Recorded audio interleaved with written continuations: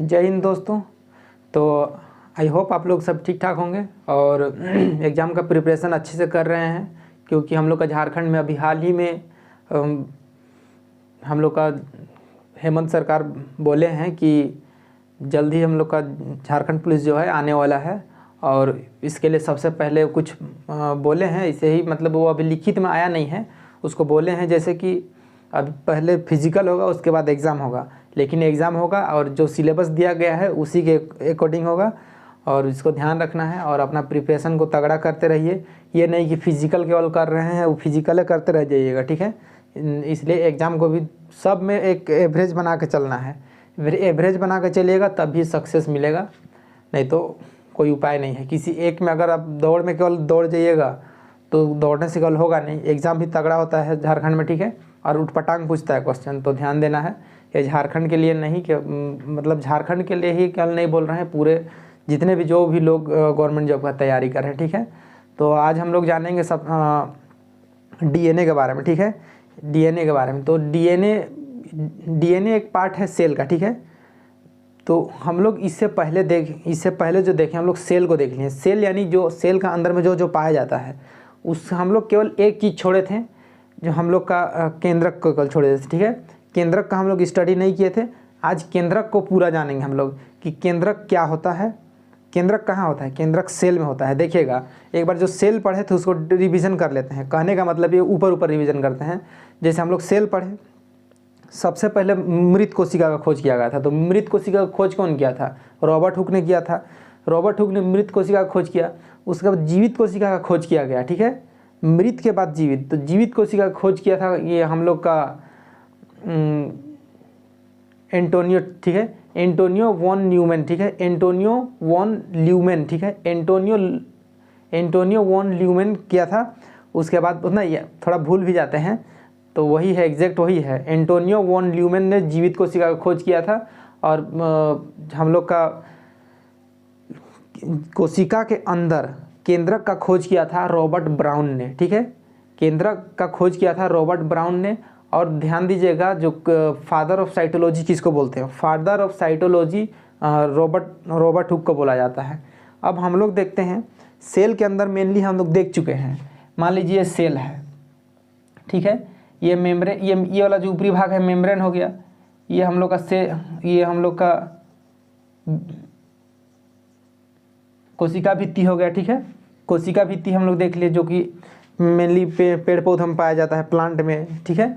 उसके बाद हम लोग देखिए ये हम लोग का केंद्रक है, ठीक है। केंद्रक है। उसके बाद हम लोग देख लिए, जैसे कि हम लोग देखे थे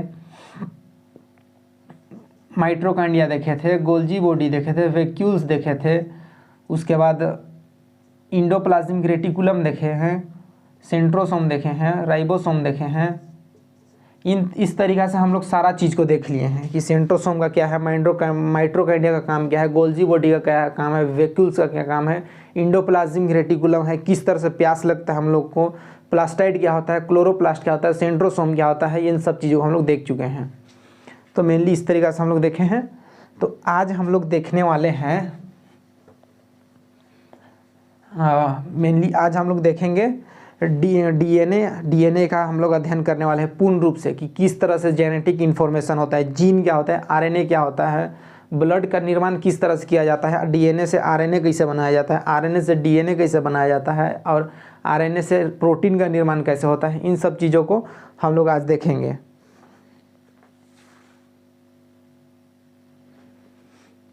तो ये हम लोग का फिगर हो गया है, ठीक है। फिगर नीचे बना दिए हैं।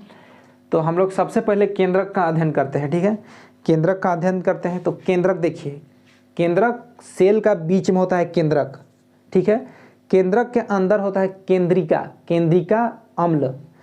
ध्यान दीजिएगा, केंद्रक के अंदर होता है केंद्रिका अम्ल, उसी को बोलते हैं, केंद्रिका अम्ल को ही बोलते हैं न्यूक्लिक एसिड।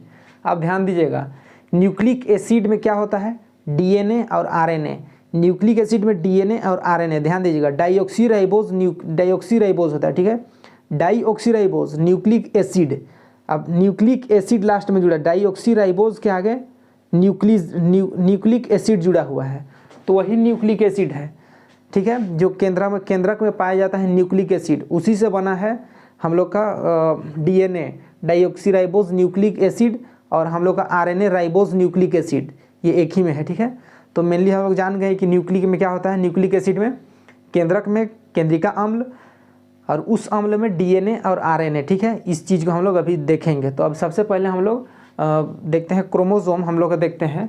अब मेनली हम लोग क्रोमोसोम 23 जोड़ा होता है, मेल और फीमेल में 23 जोड़ा क्रोमोसोम होता है। तो क्रोमोसोम का फिगर दिखा देंगे आप लोगों को अभी। क्रोमोसोम 23 जोड़ा होता है मेल और फीमेल में, और अगर संख्या में पूछा तो फिर 46 होता है, ठीक है। क्रोमोसोम का संख्या 46 होता है और जोड़ा में पूछा जाए तो 23 जोड़ा, और मेनली ज़्यादातर 23 जोड़ा पूछा जाता है कि कितना जोड़ा होता है, जोड़ा में पूछा जाता है। तो हम लोग का ये क्लियर हो गया क्रोमोसोम। अभी हम लोग क्रोमोसोम ही देख रहे हैं, ठीक है। तो ये क्रोमोसोम के हम लोग का आकार देख लीजिएगा, ठीक है। ये क्रोमोसोम का आकार,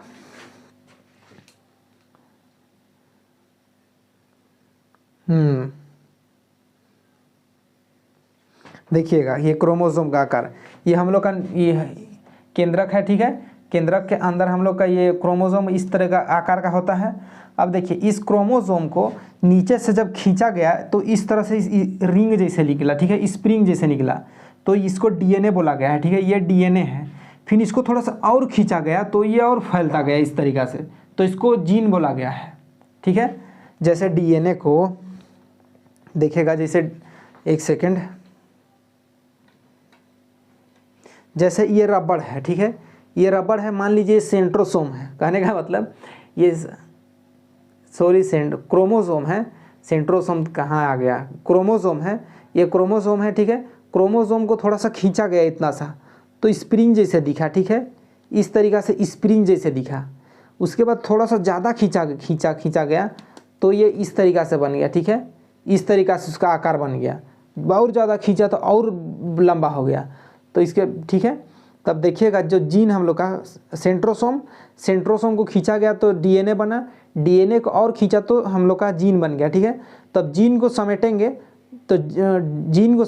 तो हम लोग का DNA बनेगा, DNA को समेट देंगे तो हम लोग का बनेगा क्रोमोसोम, ठीक है। क्रोमोसोम का संख्या कितना होता है, 23 जोड़ा होता है और संख्या में 46 होता है, मेल और फीमेल में बराबर होता है।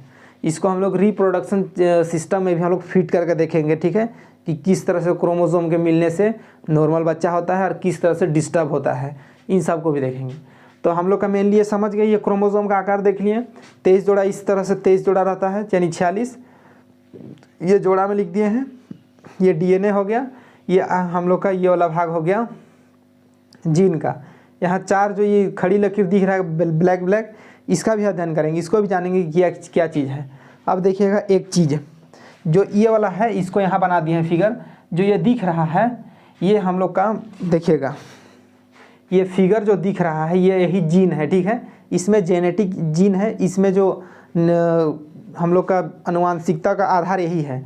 जीन को ही आनुवांशिकता का आधार बोला जाता है, कि आपके कहने का मतलब जो आपके माता पिता में जो गुण है वो गुण नेक्स्ट में आपका जो जनरेशन आने वाला है नेक्स्ट, उसमें जाने का जितना भी प्रक्रिया होता है सारा खेला करता है जीन, और DNA में जेनेटिक इन्फॉर्मेशन रहता है। इसको हम लोग नेक्स्ट स्लाइड में अभी डिटेल से देखने वाले हैं। देखिएगा ये हम लोग का जीन हो गया, जीन। अब ये जो दिख रहा है, ये जो पॉइंट दिख रहा है, ये एक हो गया, ठीक है। अब और ये एक हो गया, ये जो बॉन्ड दिख रहा है ये बॉन्ड को बोलते हैं, ये बॉन्ड जो हम लोग का न्यूक्लियोटाइड से बना है, ठीक है, न्यूक्लियोटाइड। और ये जॉइंट जो दिख रहा है ये दोनों न्यूक्लियोटाइड आकर मिला है, ठीक है। न्यूक्लियोटाइड जो मिला है इस जॉइंट को बोला जाता है क्रोमेटिन, ठीक है। क्रोमेटिन क्या होता है, क्रोमेटिन अगर पूछ दिया जाए तो हम लोग का जो न्यूक्लियोटाइड है, न्यूक्लियोटाइड जो आकर जुड़ता है दोनों न्यूक्लियोटाइड, या उस वैसा भी क्वेश्चन नहीं पूछेगा तो पूछेगा कि जो जीन में न्यूक्लियोटाइड किस जगह पाया जाता है, तो बिंदु जोड़ के जगह में, जिस जगह आके हम लोग का न्यूक्लियोटाइड जिस जगह आके मिलता है उसको बोलते हैं ये हम लोग का क्रोमेटिन। अब क्रोमेटिन कहने जो हम लोग का न्यूक्लियोटाइड होता है, एक न्यूक्लियोटाइड इधर से, एक न्यूक्लियोटाइड इधर से, तो इसी जो दोनों को बोलते हैं डबल स्टैंडर्ड या डबल हेलिक्स, डबल स्टैंडर्ड और डबल हेलिक्स किसको बोलते हैं? जो डीएनए का होता है, डीएनए का डबल हेलिक्स होता है और आरएनए का सिंगल हेलिक्स होता है। डबल हेलिक्स और सिंगल हेलिक्स, देखिए कन्फ्यूज़न दूर हो जाएगा। ये क्वेश्चन आया हुआ है कि डीएनए में कितना हेलिक्स होता है, तो डबल हेलिक्स होता है। या इसी तरह से लंबा चौड़ा क्वेश्चन पूछा जाता है और आरएनए सबसे ज़्यादा आरएनए का पूछता है। क्यों? क्योंकि आरएनए का सिंगल हेलिक्स है। सिंगल हेलिक्स देखिएगा, अभी देख लीजिए डबल हेलिक्स, ये जो दिख रहा है रेड रेड, ये इसे बनाया है, इसको और इसको जोड़ दिए हैं, ऐसे कर दिए हैं ताकि आप लोगों को पता चल जाए कि इसी को डबल हेलिक्स बोला जाता है या डबल स्टैंडर्ड, दोनों में से कुछ ही बोलिए वही है डबल स्टैंडर्ड। ठीक है, डबल स्टैंडर्ड बोलिए तो बेटर रहेगा। अब देखिए आरएनए सिंगल हेलिक्स किसको बोलते हैं? आरएनए का आकार इस तरह से रहता है, देखिएगा आरएनए का आकार ऐसे रहता है आरएनए का। ठीक है, इसको बोलते हैं सिंगल हेलिक्स। ये जो एक तरफ दिख रहा है ना, ये न्यूक्लियोटाइड, इसी को बोलते हैं सिंगल हेलिक्स का होता है। आरएनए सिंगल हेलिक्स का होता है, डीएनए डबल हेलिक्स या डबल स्टैंडर्ड का होता है। ठीक है, क्रोमोसोम 23 जोड़ा होता है, यानी 46 होता है क्रोमोसोम। उसके बाद केंद्रक के अंदर केंद्रिका अम्ल रहता है। ठीक है, केंद्रक के अंदर केंद्रिका अम्ल रहता है। उसके बाद ये हम लोग का पूरा क्लियर हो गया। ये क्रोमोसोम क्रोमोसोम पूरा का पूरा सेंट्रोसोम बार बार मुंह में आ रहा है। ठीक है, तो सेंट्रोसोम कहने का मतलब जो सेल डिवीजन करता है वो सेंट्रोसोम है, उसको मारे गोली। ठीक है, पढ़ा चुके हैं।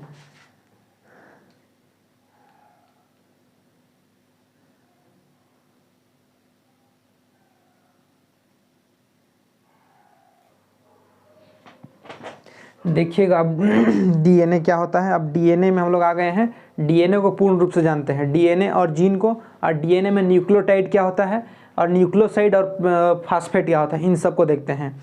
मेनली सबसे पहले हम लोग देखते हैं डीएनए को, इसको न्यूक्लियोटाइड को डिस्कस कर लेते हैं। उसके बाद हम लोग इधर देखेंगे, क्या है कि इधर इजी है, इधर थोड़ा सा समझने में दिक्कत होगा। तो देखिएगा जो डीएनए है, डीएनए में डीएनए बना कैसे है? डीएनए हम लोग का न्यूक्लियोसाइड और फास्फेट न्यूक्लियोसाइड और फास्फेट मिलकर न्यूक्लियोटाइड बना है।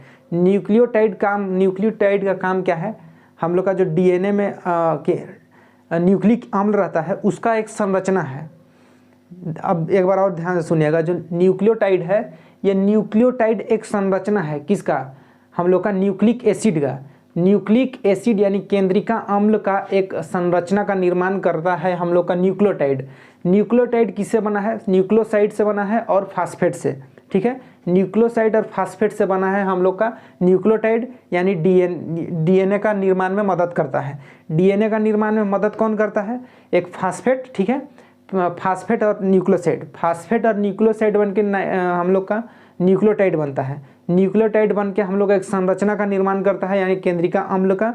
उसके बाद हम लोग का उसी को बोलते हैं डीएनए। ठीक है, अब वो डीएनए का पूर्ण रूप हो जाता है। उसके बाद हम लोग देखेंगे, ये हम लोग का डीएनए कंप्लीट हो गया, ये दोनों। अब हम लोग का न्यूक्लियोटाइड जो होता है उसमें शुगर और नाइट्रोजन बेस होता है। ठीक है, यानी एक रासायनिक तत्व होता है। अब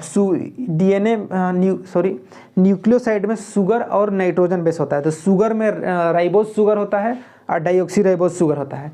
राइबोज शुगर कहाँ पाया जाता है? डीएनए में राइबोज शुगर पाया जाता है और आरएनए में डाइऑक्सी राइबोज शुगर पाया जाता है। कहने का मतलब पूछा जाएगा एग्जाम में 100 बार से ज़्यादा पूछा है। कहने का मतलब है कि बोलेगा कि डीएनए में क्या पाया जाता है। सिंपल सा क्वेश्चन पूछता है कि डीएनए में क्या पाया जाता है, तो डीएनए में राइबोज शुगर, यानी हम उसको बोलते हैं शर्करा, उसको बोलते हैं राइबोज शर्करा पाया जाता है। राइबोज, डीएनए में राइबोज शर्करा पाया जाता है। आरएनए में डाइऑक्सी राइबोज शर्करा, उसी को शर्करा बोलते हैं, यानी मीठा या गन्ना वगैरह जो चीनी है उसको शर्करा बोलते हैं। इसी को शुगर, ये पाया जाएगा डीएनए में, ये पाया जाता है आरएनए में डाइऑक्सी राइबोज पाया जाता है। ध्यान दीजिएगा, ठीक है। जबकि डीएनए में हम लोग का डाइऑक्सी राइबोज नहीं पाया जाता है, डीएनए में पाया जाता है हम लोग का राइबोज शुगर। ध्यान दीजिएगा। उसके बाद हम लोग का आ गया है नाइट्रोजन बेस। नाइट्रोजन बेस में प्यूरिन और पाइरेडमिन रहता है। प्यूरिन में एडमिन और ग्वानिन रहता है। पाइरेडमिन हम लोग का पाइरेडमिन में थाइमिन और साइटोसिन रहता है। इसको हम लोग देखेंगे अभी ये क्या है। ये मेनली हम लोग ये फिगर को डिस्कस कर लिए। उसके बाद हम लोग देखेंगे कि एडमिन, ग्वानिन, थाइमिन और साइटोसिन क्या है और कहाँ रहता है, उसको देखेंगे। अब इससे पहले हम लोग जान लेते हैं डीएनए को। डीएनए का कुछ इन्फॉर्मेशन ले लेते हैं, ठीक है। डीएनए क्या है? डीएनए में होता क्या है डीएनए में, बोला सेंट्रोसोम को सेंट्रोसोम देखे, सेंट्रोसोम को थोड़ा सा खींच दिए तो डीएनए निकल गया, डीएनए को खींच दिए तो जीन निकल गया। ठीक है, तो अब देखिएगा डीएनए में होता क्या है, डीएनए में जेनेटिक इन्फॉर्मेशन होता है। क्या होता है? Genetic information. अब जेनेटिक इन्फॉर्मेशन क्या होता है इसको भी देखेंगे। सबसे पहले हम लोग देख लेते हैं कि जो डीएनए होता है, डीएनए में डबल हेलिक्स होता है। कहने का मतलब डीएनए डबल हेलिक्स का बना हुआ है। इससे पहले बताएं कि डबल हेलिक्स या डबल स्ट्रैंड क्या होता है। डबल हेलिक्स को इसका पहली बार खोज किया था Watson and Crick. Watson and Crick ने डबल हेलिक्स यानी डबल स्ट्रैंड का खोज किया था पहली बार। ठीक है, इसको ध्यान दीजिएगा, ये वाला पॉइंट को इसको एकदम नोट करते जाइएगा। ठीक है, कहने का मतलब कि आप लोग नोट कर लीजिएगा। ये हम लोग का जेनेटिक इन्फॉर्मेशन डीएनए में होता है। डीएनए का संरचना डबल हेलिक्स होता है। इसका खोज वाटसन एंड क्रिक ने किया था। ठीक है, अब देखिएगा जो हम लोग का डीएनए में डीएनए बोल दिए हैं, ये डबल स्टैंडर्ड का खोज किया था वाटसन एंड क्रिक ने किया था। ठीक है, अब आते हैं डीएनए में। डीएनए का खोज किया था कार्लसबर्ग। डीएनए का खोज किया था कार्लसबर्ग। केंद्रक का खोज किया था रॉबर्ट ब्राउन, और मृत कोशिका का खोज किया था रॉबर्ट हुक ने किया था। और जीवित कोशिका का खोज कौन किया था? एंटोनी वॉन ल्यूमेन ने हम लोग का खोज किया था मृत कोशिका का। ये हम लोग जान गए। अब डीएनए में डाइऑक्सीराइबोज शुगर पाया जाता है। ध्यान दीजिएगा, डीएनए में डाइऑक्सीराइबोज शुगर पाया जाता है। थोड़ा सा मिस्टेक हो गया था बोलने में। ठीक है, यहाँ पर लिखे, थोड़ा सा हम लिखे उल्टा है, उल्टा लिख दिए हैं। कहने का मतलब कि ये हम इधर उधर लिख दिए हैं, इसको थोड़ा सा मिटा देते हैं, थोड़ा सा मिस्टेक हो जाता है।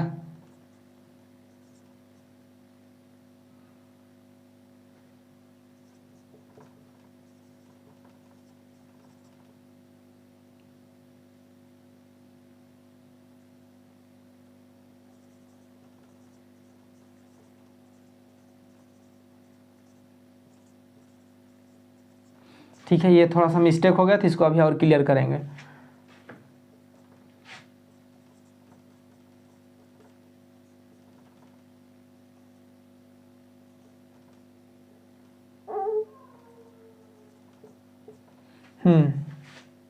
तो हम लोग का देखते हैं अब डीएनए हम लोग पूर्ण देख लें। डीएनए में जेनेटिक इन्फॉर्मेशन आता है। डीएनए में डबल हेलिक्स होता है। बहुत ज़्यादा इसको पूछा गया है ये क्वेश्चन को यहाँ से, इसलिए बार बार बता रहे हैं।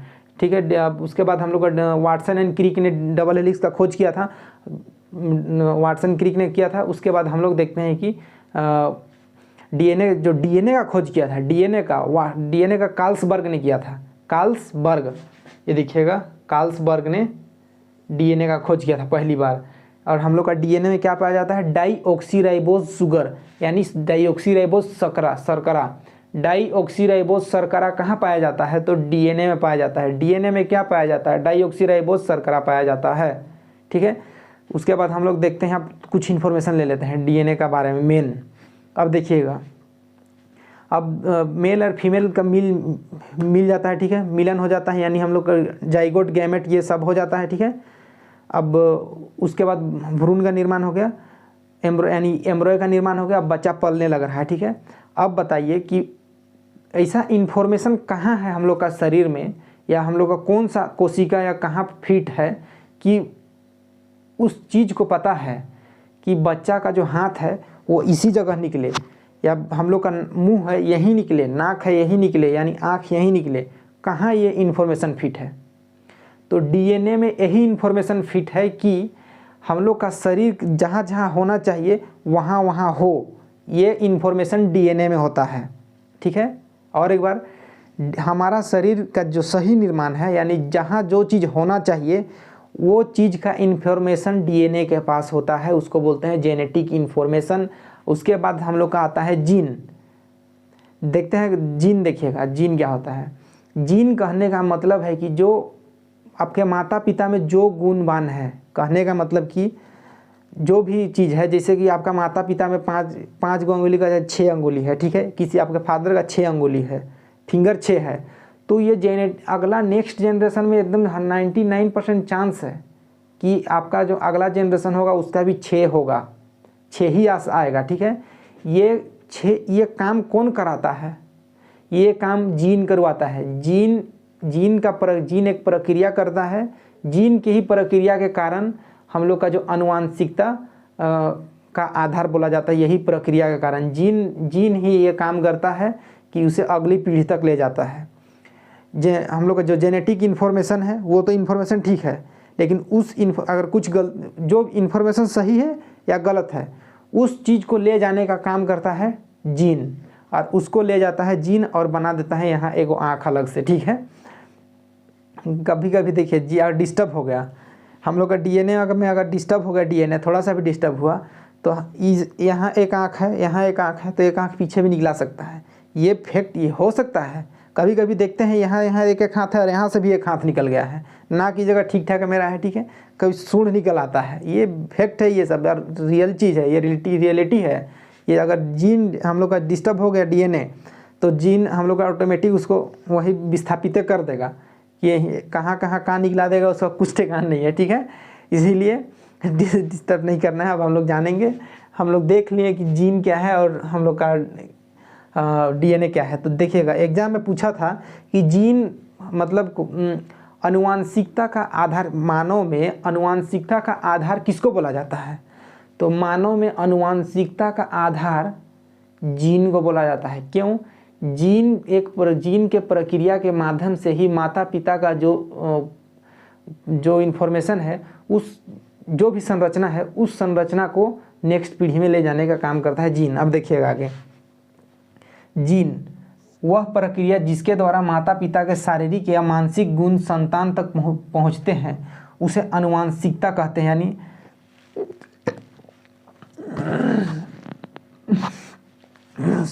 हेरिडिटी कहते हैं। ठीक है, हेरिडिटी कहते हैं, यानी आनुवांशिकता कौन करता है? जीन करता है। और जीन एग्जाम्पल में ना दिया रहे तो डीएनए को मार दीजिएगा, काहे? डीएनए में ही जीन होता है, डीएनए को खींचे तो जीन बन गया। ठीक है, तो ये कंफ्यूज नहीं होना है। ये हम लोग का क्लियर हो गया। अब देखिएगा थोड़ा सा इसको और एक बार रिवीजन कर लेते हैं। और एडमिन क्या है, ग्वानिन क्या, एडनिन क्या है, ग्वानिन, थाइमिन, साइटोसिन, अब उसमें प्योरिन वगैरह क्या है उसको भी देखते हैं। देखिएगा ये डीएनए है। डीएनए में सबसे पहले एक बार हम लोग और देखते हैं, कहता है ताकि आप लोगों का रिवीजन हो जाए। हम लोग पढ़ रहे हैं केंद्रक। ठीक है, केंद्रक के अंदर केंद्रिका अम्ल होता है, यानी न्यूक्लिक एसिड रहता है। न्यूक्लिक एसिड बनता कैसे है? न्यूक्लिक एसिड हम लोग का न्यूक्लियोटाइड के संरचना के कारण, उसके कारण हम लोग का केंद्रिका अम्ल होता है। ठीक है, केंद्रिका अम्ल एक अणु का निर्माण करता है। ठीक है, उसके बाद ये हम लोग का जो न्यूक्लियोटाइड है, न्यूक्लियोटाइड बना है न्यूक्लियोसाइड और फास्फेट से। ठीक है, न्यूक्लियोसाइड और फास्फेट से बना है कौन? न्यूक्लियोटाइड। उसके बाद न्यूक्लियोटाइड काम क्या करता है? केंद्रिका अम्ल यानी न्यूक्लिक एसिड का निर्माण, यानी उसका एक संरचना बनाता है। ठीक है, उसके तब जाके डीएनए का निर्माण होता है, यानी डीएनए में होता है ये। अब हम लोग ये न्यूक्लियोसाइड को देखते हैं और फास्फेट को देखते हैं। न्यूक्लियोसाइड में क्या होता है? न्यूक्लियोसाइड में शुगर होता है और हम लोग का नाइट्रोजन बेस होता है। शुगर और नाइट्रोजन बेस, ये हम लोग का रासायनिक का बात कर रहे हैं। ठीक है, तो इसमें हम लोग देखते हैं शुगर को। शुगर कहाँ पाया जाता है? शुगर को शर्करा बोलते हैं, चीनी में, यानी शर्करा, शुगर जो भी पाया जाता है उसमें मीठा चीज़ में, उसको बोलते हैं। ठीक है, तो शर्करा। तो पूछा जाता है कि डीएनए में क्या पाया जाता है? एग्जाम में पूछा हुआ है डीएनए में क्या पाया जाता है, तो डीएनए में शर्करा पाया जाता है। तो कौन सा शर्करा?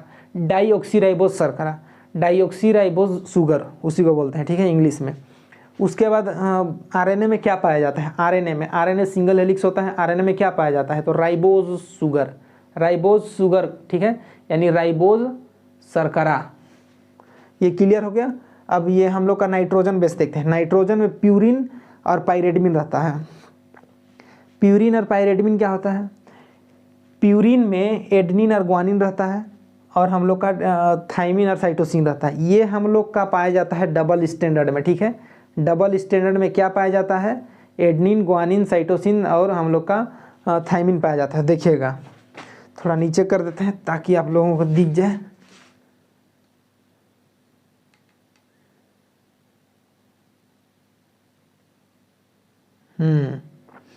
अभी देखिएगा ये हम लोग का प्यूरिन वाला भाग हो गया। ये हम लोग का पायरेडमिन हो गया। अब प्यूरिन में एडनिन और ग्वानिन होता है, प्यूरिन में एडनिन और ग्वानिन होता है, ठीक है।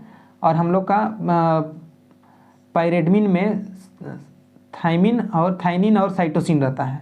तो ये क्या है, ये हम लोग का जैसे डीएनए हम लोग खींचे, क्रोमोसोम को खींचे तो डीएनए बना, डीएनए निकला, डीएनए के बाद हम लोग का आरएनए बना, तो यही सॉरी जीन बना, ठीक है। जीन बन गया। तो ये जीन जो है ये जीन है, ठीक है। तो ये जीन में जो 4 खड़ी लकीर बनाए थे ना, ये जीन, तो यही जीन में देखिए ये जो खड़ी लकीर है, एक है हम लोग का ये वाला जो भाग है इस साइड का, ये वाला इस साइड वाला है हम लोग का प्यूरिन, और इस साइड वाला है पायरेडमिन। तो प्यूरिन में पाया जाता है, ये वाला पहला वाला है एडनिन और दूसरा वाला है ग्वानिन। तो एडनिन ग्वानिन, और इधर होता है थाइनिन और साइटोसिन। तो इसको इसे पढ़ते हैं एडनिन, थाइनिन, ग्वानिन और साइटोसिन, ठीक है। Adenine, thymine, guanine, cytosine. अब ये हम लोग का इसी तरह से क्रमशः चलता है, एडनिन, थाइनिन, ग्वानिन, साइटोसिन, इसी तरह से हम लोग का जीन में होता है।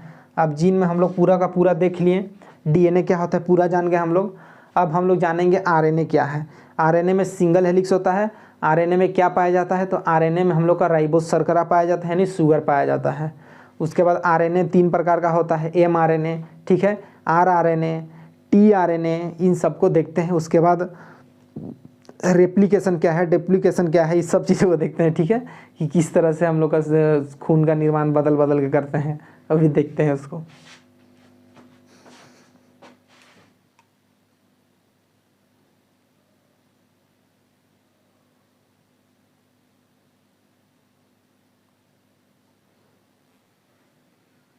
देखिएगा आरएनए क्या होता है।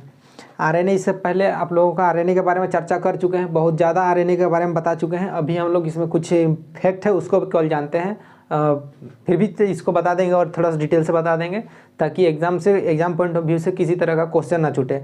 हम लोग का आरएनए, ठीक है, ribose nucleic acid, ribose nucleic acid हम लोग का ये आरएनए जो होता है सिंगल हेलिक्स होता है। सिंगल हेलिक्स कहने का मतलब ये आरएनए सिंगल हेलिक्स है, इस तरह से सिंगल हेलिक्स होता है। आरएनए में सिंगल हेलिक्स यानी हेलिक्स होता है, या स्टैंडर्ड भी बोल सकते हैं। आरएनए में राइबोस शुगर पाया जाता है, आरएनए में राइबोस शुगर पाया जाता है, डीएनए में डाइऑक्सीराइबोस शुगर पाया जाता है। तो आरएनए में अगर क्वेश्चन पूछा जाए कि आरएनए में क्या पाया जाता है, तो राइबोस शुगर बोलिएगा, ठीक है। राइबोस शुगर, या उसमें राइबोस शुगर ना लिखा हुआ है तो राइबोस शर्करा लिखा रहेगा, ठीक है। राइबोस शर्करा, मीठा चीज़ को शर्करा बोलते हैं। ये क्लियर हो गया है। अब देखिएगा हम लोग का आरएनए में हम लोग का एमिनो एसिड बनता है। एमिनो एसिड यानी हम लोग एमिनो एसिड कहने का मतलब प्रोटीन का ही पूर्ण रूप पाचन हो जाता है, तो एमिनो एसिड बनता है। तो 10 एमिनो एसिड हम लोग का अनावश्यक वो शरीर में निर्माण होता है, ठीक है, इसको बता चुके हैं। 10 अनावश्यक राइबोसोम बताए हैं, अभी और बताएंगे। 10 अनावश्यक एमिनो एसिड हम लोग का शरीर में निर्माण होते रहता है, ठीक है। और बच्चों में बहुत ज़्यादा होता है, क्योंकि जब छोटे बच्चे रहते हैं तो प्रोटीन का बहुत ज़्यादा मात्रा उन लोगों को ज़रूरत होता है अपने शरीर को विकास के लिए। तो हम लोग का जब बड़े होते जाते हैं तो उसका मात्रा घटते जाता है, लेकिन भी 10 एमिनो एसिड का निर्माण हम लोग का बॉडी स्वयं करते रहता है, ठीक है। और 10 जो एमिनो एसिड होता है उसको हम लोग खा के प्राप्त करते हैं, भोजन मुर्गा उर्गा जो भी खाते हैं उसको खा के प्राप्त करते हैं 10 एमिनो एसिड। और उस 10 एमिनो एसिड 10 अनावश्यक एमिनो एसिड और 10 आवश्यक एमिनो एसिड, उसको मिला के 20 एमिनो एसिड होता है। 20 amino acid is equal to 1 protein होता है, ठीक है, यानी 1 प्रोटीन होता है, इसको ध्यान दीजिएगा। अब 20 एमिनो एसिड बराबर 1 प्रोटीन होता है। प्रोटीन का पाचन कैसे होता है, हम लोग प्रोटीन खाएँ, ठीक है, प्रोटीन खाएँ। रेनिन पेट में होता है, मुंह में होता है हम लोग का पाचन लार ग्रंथि, पेट में होता है जठर ग्रंथि, और हम लोग हम लोग का जो आमाशय है छोटी आंत है आंत्र ग्रंथि, ठीक है। तो मुंह से खाएं हम लोग, प्रोटीन खाएं, हम लोग का जठर रस में दो छूटता है, ठीक है, यानी हम रेनिन और पेप्सिन छूटता है। तो प्रोटीन का पाचन करता है हम लोग पेप्सिन है प्रोटीन को पेप्टोन में बदलता है, और एमाइलेज प्रोटीन को पेप्टाइड में बदलता है। पेप्टाइड के बाद एमिनो एसिड का निर्माण हो जाता है, ठीक है।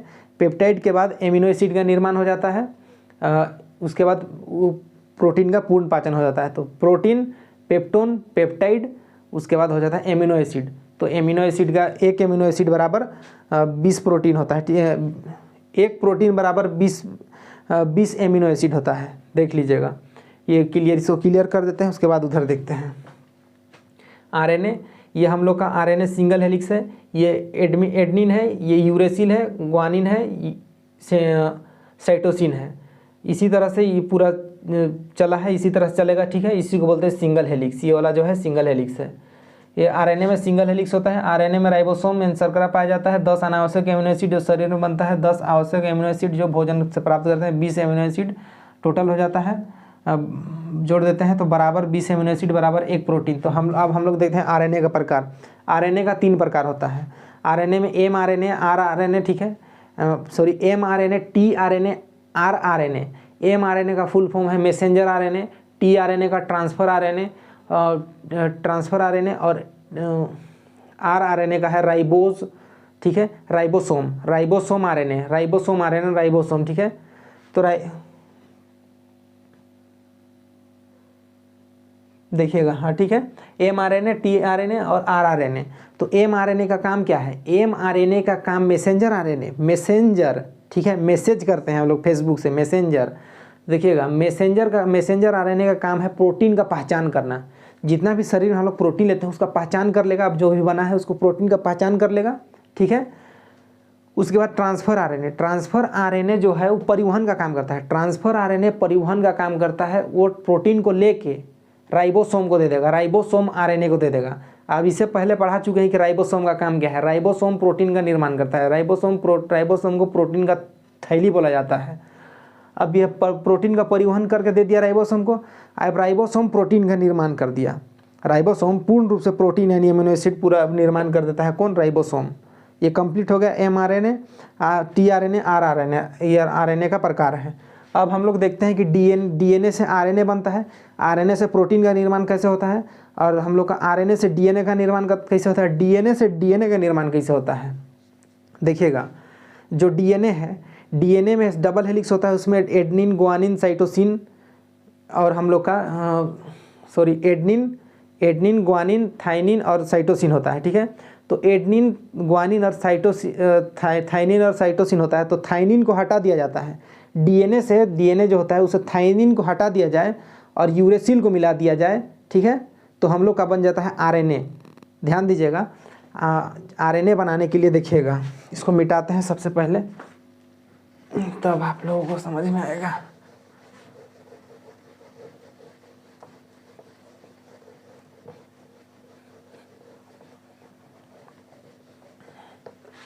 देखिएगा,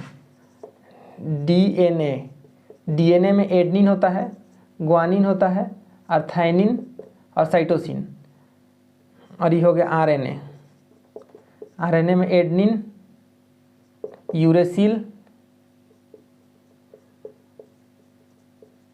यूरेसिल, ग्वानिन, साइटोसिन। अब देखिए, डीएनए है, ये 3 चीज़ यहाँ सेम है, ठीक है। ये और ये हम लोग का सेम है, यहाँ केवल ये दोनों डिफरेंट है। ध्यान दीजिएगा, जब हम लोग को डीएनए से आरएनए बनाना है, डीएनए से आरएनए में कन्वर्ट करना है, तो इसको यहाँ से हटा देते हैं और इसको यहाँ जोड़ देते हैं, ठीक है। ये यूरेसिल को यहाँ मिला देंगे तो हम लोग का डीएनए आरएनए में बदल जाता है। और आरएनए से डीएनए बनाना है, तो आरएनए से डीएनए बनाने में यहाँ से यूरेसिल को हटा के यहाँ से थाइनिन को जोड़ देते हैं, ठीक है। अब डीएनए से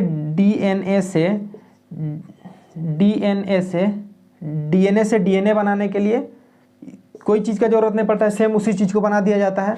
तो देखिएगा, डीएनए से डीएनए बनाने को रेप्लिकेशन बोलते हैं, ठीक है। डीएनए से डीएनए बनाने को रेप्लिकेशन बोलते हैं। डीएनए से आरएनए बनाने को ट्रांसक्रिप्शन कहते हैं, ठीक है। और आरएनए से प्रोटीन बनाने को ट्रांसलेशन बोलते हैं। और आरएनए से डीएनए बनाने, ठीक है, देखिए ध्यान दीजिएगा, आरएनए से डीएनए बनाने को कहते हैं रिवर्स। उल्टा चल रहा है ना, अब उल्टा यानी रिवर्स ट्रांसक्रिप्शन। अब ध्यान दीजिएगा, डीएनए से डीएनए बनाने को रेप्लिकेशन, और डीएनए से आरएनए बनाने को ट्रांसक्रिप्शन, और आरएनए से प्रोटीन बनाने को ट्रांसलेशन, और आरएनए से डीएनए बनाने को रिवर्स ट्रांसक्रिप्शन बोलते हैं, ठीक है। तो ये हम लोग का कंप्लीट हो गया है। नीचे देख लीजिएगा,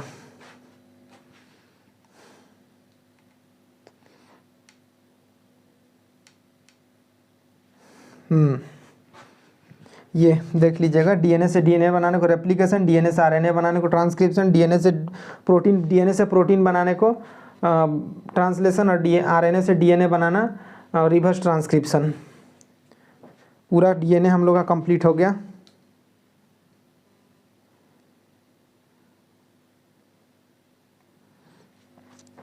तो हम लोग का डीएनए पूरा कंप्लीट हो गया। अब डीएनए के बाद हम लोग का बाकी है एक टॉपिक बाकी है, सेल डिवीज़न। सेल डिवीज़न को 10 मिनट का वीडियो बना देंगे और इनफ रहेगा। अभी आधा घंटा से ज़्यादा का वीडियो बन गया है, तो आप लोगों को भी मज़ा नहीं आएगा 1 घंटा का वीडियो। सो आज हम लोग वीडियो को यहीं अंत करते हैं, और हम लोग सेल डिवीज़न अगला टॉपिक रहेगा हम लोग का। सो आज के लिए इतना ही, मिलते हैं नेक्स्ट वीडियो में। Thank you.